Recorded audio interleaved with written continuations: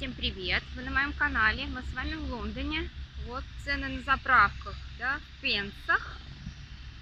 1 фунт почти 60.